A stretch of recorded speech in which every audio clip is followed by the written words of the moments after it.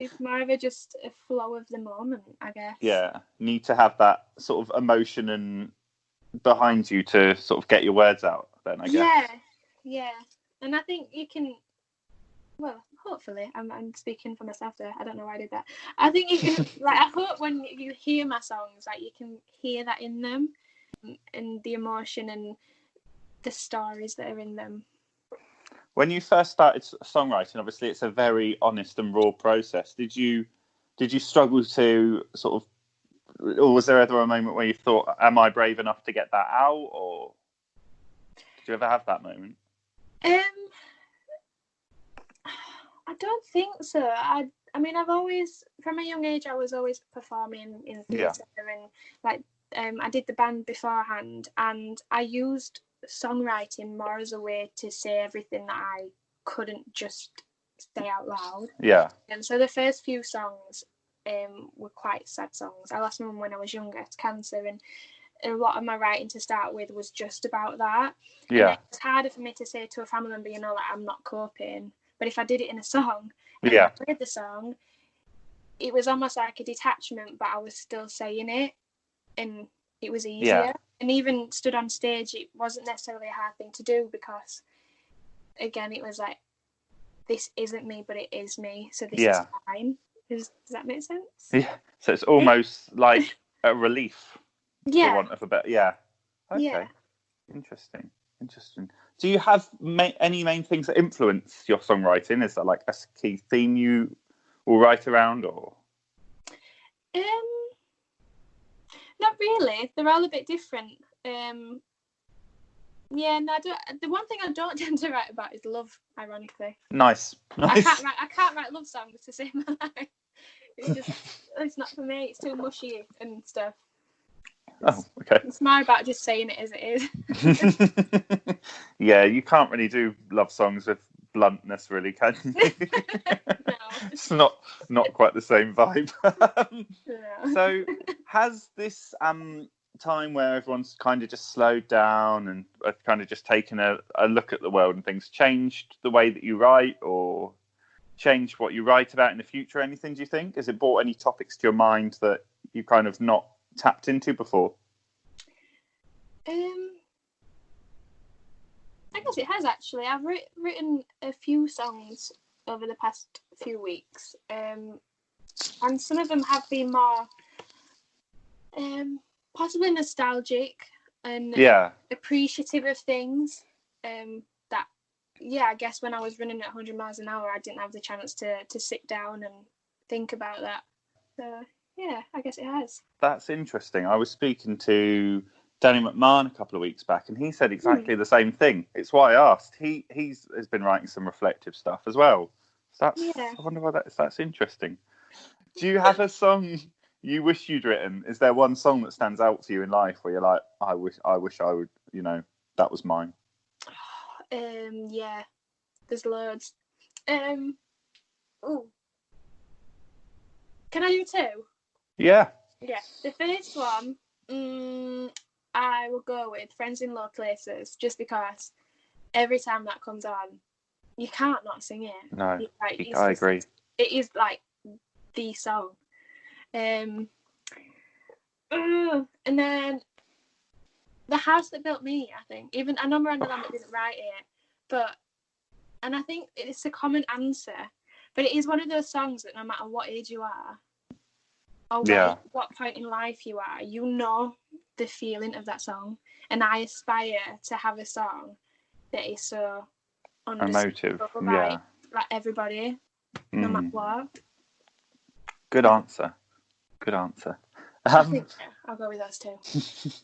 Do you have a favourite song of yours? And if so, what is it? Does it just change all the time? It changes a little bit, I think, by how the audience enjoys them. But I always fall back on one of the earliest songs I wrote, Imagine Paradise, and that was one of the sad songs at the start. But it's a Heart on Sleeve song, and it literally from start to finish, I sat down, cried and wrote it in 30 minutes and that was it. And it's stuck ever since. And I think that it's just me in a song, really. So that's probably my favourite. Tell me a bit about what that one's about then, the process for that one. So that one, it's kind of, I wrote it one evening, and I was just down and fed up and thinking about everything that happened, and when I lost my mum and not understanding it or being part of it and being told what was going on. And then I was looking back and thinking, you know, everybody knew what was going on. Yeah.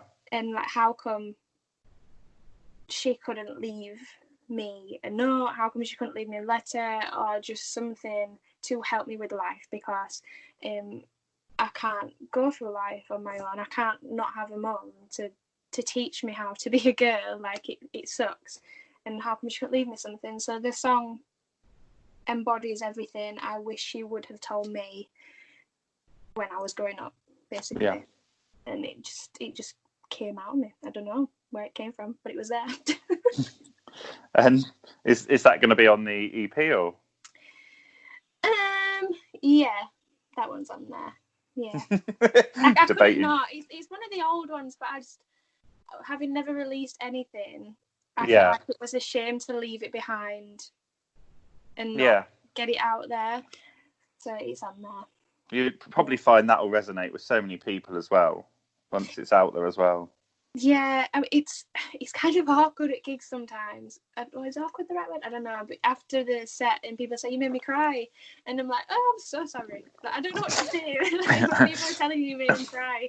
Do I say thank you? Yeah, I know. It's like, gosh. So what artists are you listening to at the moment? At the minute, I am listening to Brothers Osborne. I've had Greener Pastures on repeat literally every day, and I just dance around the living room to that song. So good, that song. Yeah, it gets me in a mood. And then Willie Jones, Back Porch. Oh yeah. I saw him at C2C, and he was hilarious. Like, nothing like I've ever seen from a country artist, and it was the best. So he just gets me in a good mood as well. So, hard question, but all being well, what's next for you? All being well, EP release. Yep. At some point, and then a tour to get that music out there, whenever that may be. Perfect. Harriet Rose, thank you very much. No, thank you for having me. There we go, Harriet Rose. That one was quite the emotional rollercoaster for me, I'm going to be honest. Harriet spoke about her mum twice in the interview, the bit you heard and then an outtake. And her mum was an inspiration behind the song you heard her talk about, but also in her first ever song she wrote aged 9, which was also sadly about losing her mum. I didn't know about this loss before the interview. Obviously you do some research, so you've got an idea on people's backgrounds, but I didn't know this, so every time she mentioned this, it did get to me in the recording. Anyway, thanks to Harriet for being such a lovely person, but for also really opening up and letting me inside her mind. With both artists on today's show, I felt I definitely got considered answers and not churned out press answers, so again, thank you. Harriet Rose doesn't have any studio recordings out yet, but you can find plenty of her live stream performances on her social media pages, and you can see clips of her recording her debut EP on her website, which is harrietrosegrant.co.uk. Well, that's all for today. 2 incredible female artists who I'm sure are heading for big things on the UK country scene. Just a reminder, assuming you listen to this in time, I'm doing the second of my Total Country Podcast live session and interview streams on the Total Country Podcast Facebook page on Wednesday the 27th of May at 7pm.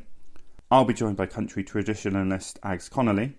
He's got an amazing voice and an amazing beard, so please do join me for that if you can.